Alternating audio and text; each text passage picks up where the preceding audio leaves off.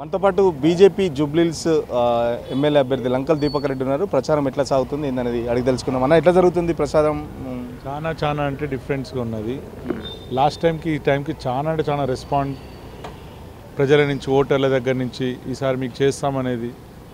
ఎందుకంటే ఇది జరుగుతున్నది జనరల్గా టిపికల్ లాంగ్వేజ్లో చెప్పాలంటే రౌడీ కావాలన్నా మోడీ కావాలన్నా ఆ టైపులోనే నడుస్తున్నది.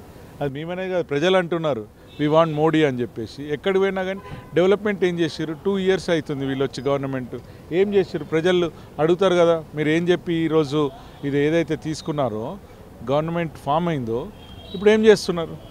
ఏడ పోయినా డ్రైనేజ్లు అట్లనే ఉన్నాయి, ఏడ కరెంట్ ప్రాబ్లం అట్లనే ఉంది, ఏడ వాటర్ ప్రాబ్లం అట్లనే ఉంది, ఏడ హైటెన్షన్ వైర్ ప్రాబ్లం అట్లనే ఉంది. అన్ని ప్రాబ్లమ్స్. ఏది చేసిరో ఒక్కటి చెప్పాలి. ఓన్లీ మైనార్టీస్కి ఖబరస్థాన్ ఇస్తామని చెప్పి ఒక జీవో ఇచ్చుడు, ఇలాంటివి చేసుడు ఎంతవరకు కరెక్టు? ఒక మైనార్టీ మినిస్ట్రీ ఇవ్వగానే అయిపోయిందా? అంటే వాళ్ళే కావాలా, హిందూస్ అవసరం లేదా వాళ్ళకిగా? మేము ఎప్పుడు కూడా మైనార్టీస్కి అగెన్స్ట్ కాదు, మేము against only for MAM. But ఈరోజు చేస్తున్నటువంటి పాలిటిక్స్ మైనార్టీస్కి వాళ్ళ ఓట్ల గురించే హిందువులు వద్దనుకొని రేవంత్ రెడ్డి ట్రై చేస్తున్నట్టు అనిపిస్తుంది నాకైతే.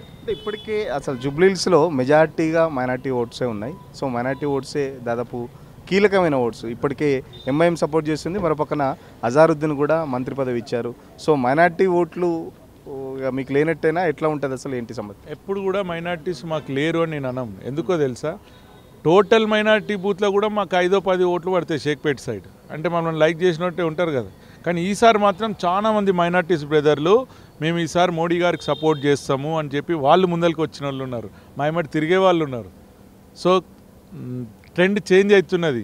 ఖబర్దార్ కాంగ్రెస్ అండ్ బీఆర్ఎస్ లారా, మీరు ఓన్లీ మైనార్టీల గురించి వాళ్ళని ఉసగొల్పి వాళ్ళు డివైడ్ చేస్తే వాళ్ళు మీకు తగిన బుద్ధి చెప్పబోతున్నారు.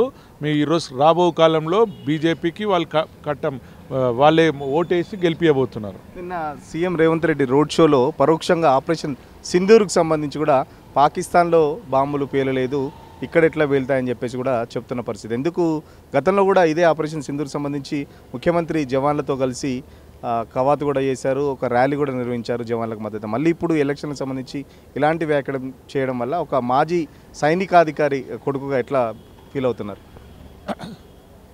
నిజం చెప్పాలంటే నేను పెద్ద సైనిక అధికారి కొడుకుని కాదు, సైనికుని కొడుకుని. నార్మల్ ఆఫీసర్ ఉండే, అధికారి అనేది పెద్ద వర్డ్. మా డాడీ కంపల్సరీ అప్పుల్లో ఆర్మీలో పనిచేసి రిటైర్డ్ అయ్యి ఒక మంచి మనిషి అనే తీరుగా ఉంటాడు. So I'm proud of that. మా తాత కూడా రజాకార్లకు అగెన్స్ట్ చేసినోడే. అయితే రేవంత్ రెడ్డి గారు ఓటర్ల గురించి ఎంతకైనా దిగజారిపోతారు, మైనార్టీ ఓట్ల గురించి అనేది ఇది అర్థమైపోతుంది. ఒక సీఎం అయ్యుండి అక్కడ ఆపరేషన్ అయిపోయిన తర్వాత ఒక ర్యాలీ అప్పటికప్పుడు తీసి నేనేదో దేశభక్తుడిని అనే టైప్లో చూపించుకున్నాడు కదా. మరి ఇప్పుడు వచ్చి ఈ డైలాగ్ కొడితే దీంట్లో ఏంది? దొండు నాటికల ధోరణి ఎందుకు ఇది? ఓట్ల గురించి ఎక్కడికైనా ఎవరి సంఖానే నాకు టైప్లో ఉన్నాడు ఆయన, నాకు అర్థమవుతున్నది. ఇది కరెక్ట్ పద్ధతి కాదు. సైనికులు చేసిన త్యాగాన్ని మీరు ఈ విధంగా చెప్పుడు, స్పీచ్లలో అందరు క్లాప్స్ కొడటానికి ఇలాంటి వాళ్ళని నిందలేసుడు సైనికుల మీద ఎంతవరకు కరెక్ట్? నువ్వు పాకిస్తాన్కి సపోర్ట్ చేయాలంటే చేసుకోండి, కాంగ్రెస్ వాళ్ళు చేసుకోండి, అది మీ ఇష్టం. అది ప్రజలు బుద్ధి చెప్తారు, ఓటర్లు బుద్ధి చెప్తారు.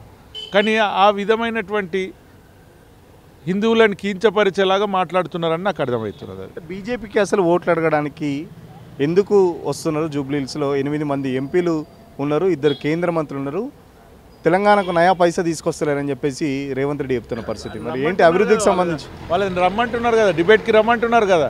ఎన్ని కోట్లు తీసుకొచ్చినాం, ఏడ తీసుకొచ్చినాం, హైదరాబాద్లో ఎన్ని పెట్టినాం, ఇవన్నీ మాట్లాడతాను రమ్మంటే ఎవడు రాడు. మళ్ళీ ఉత్తగానే మాట్లాడటానికి, ప్రజలకు ఏదో అబద్ధాలు చెప్తానికి మాత్రమే యూజ్ చేస్తారు అంతవరకు.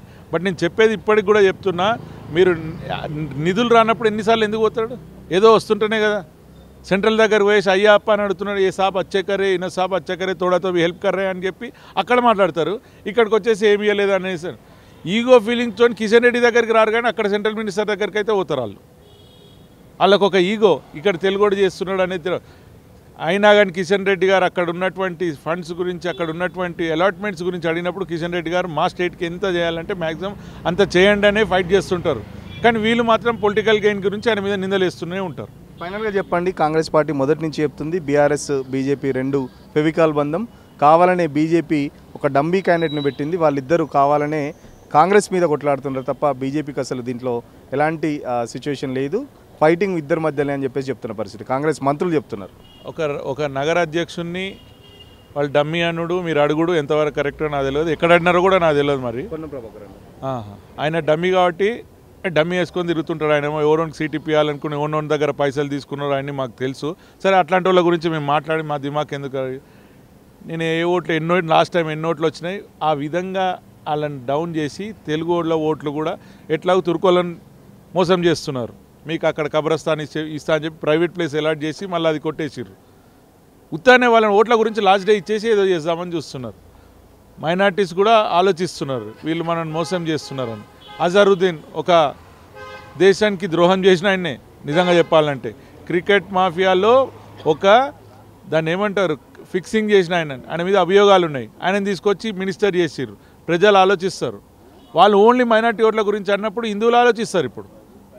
ఇప్పటికైనా హిందూ బంధువులారా ఆలోచించండి, భారతీయ జనతా పార్టీని గెలిపించండి.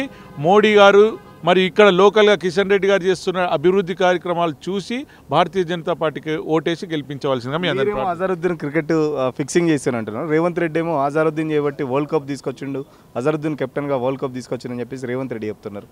వరల్డ్ కప్ ఆయన తీసుకొచ్చిందంటే అది ఒక నవ్వుడు అవుతుంది. క్రికెట్ 11 ప్లేయర్స్ ఉంటారు, ఒక ప్లేయర్ ఉండడు, దాంట్లో 11 ప్లేయర్స్ ఉంటారు. సో నేను దాని మీద అంటే ఆయన మీద అభియోగాల గురించి చెప్తున్నాను, ఆయన మీద ఉన్నటువంటి కేసుల గురించి చెప్తున్నా. అజరుద్దీన్ పర్సనల్గా నాకు కూడా ఫ్రెండే, కానీ ఆయన మీద ఉన్న అభియోగాల గురించి అంటున్నా. అంతకంటే క్లోజ్ ఈ సీఎంఏ నాకు క్లోజు, కానీ పార్టీయే అభియోగాలే. నీ మీద కూడా చాలా వస్తున్నాయి, దానికి ఇంకా నాకు వర్డ్ వస్తలే. నీ లాంగ్వేజ్లో చెప్పాలంటే గలీజ్ ఉంటుంది. అది మాట్లాడే ముందు ఆలోచించి మాట్లాడాలని చెప్తున్నాం, అంతవరకే. సీఎం రేవంత్ రెడ్డి ఇక్కడో మాట, గల్లీలో మాట, ఢిల్లీలో మాట చెప్తున్నాడు. ఖచ్చితంగా జూబ్లీహిల్స్ ప్రజలు కూడా రౌడీ కావాలా మోడీ కావాలని చెప్పేసి నిర్ణయించుకునే స్టేజ్లో ఉన్నారు. ఖచ్చితంగా రౌడీ వద్దు మోడీయే కావాలని చెప్పేసి జూబ్లీహిల్స్ ప్రజలు ఈసారి బీజేపీకి పట్టం కట్టే ఆలోచనలో ఉన్నారు. ఖచ్చితంగా డంబీ క్యాండిడేట్ ఎవరో అసలు క్యాండిడేట్ ఎవరో రిజల్ట్ రోజు తెలుస్తుందని చెప్పేసి లంకల్ దీపక్ రెడ్డి చెప్తున్న పరిస్థితి. వీడియో జర్నలిస్ట్ సతీష్తో సురేష్, తొలి వెలుగు కోసం. అసలైన తొలి వెలుగు. ఫాలో వాట్సాప్ @తొలి వెలుగు official.